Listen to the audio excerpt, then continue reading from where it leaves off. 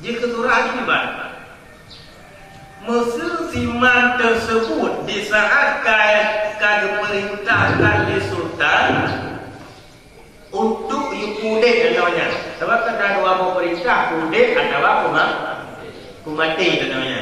Menyang kudet di kudet, menyang hanya kudet di bulan lepas. Yang dua mau perintah. Waktu ketika terdatang perintah sultan, menyang dituntut perlahan. Apa makna dituntut perlahan? Yang sultan lun kudet contohnya cuma betul-betul tu anak pakai. Waktu nampai doa belajar ni. Nya makna istamhala ila ke kudet sultan baca.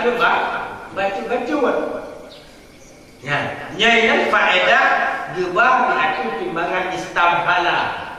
Menyebab di atas timbangan mahala langsung. Fa'in mahala atau fa'in imhala atau fa'in mahala. Itu lain-lain tau. Ini talak ni ilakte buat perlahan-lahan. Jadi sultan lupudek dadanya cuma baju-baju ilakte barang baju-baju buji lupudek sebab dia ada pangkat. Tapi ilakte baju-bajunya pada badal ikhtiar.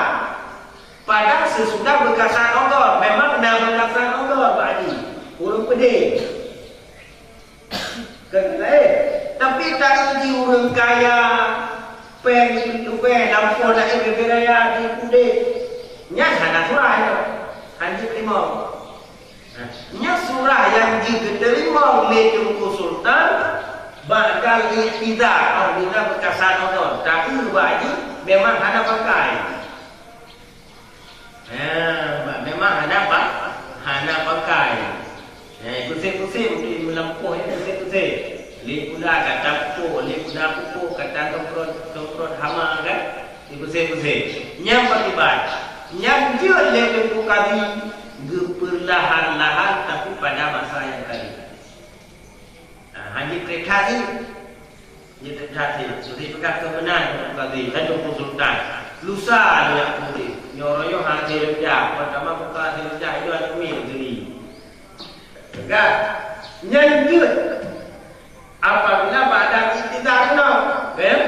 Jadi badal iktidar jika kait. Ya man. Jika kait. Ya man. Jadi dia perlahan-lahan itu bukan dengan permintaan yang mutlak. Ya man.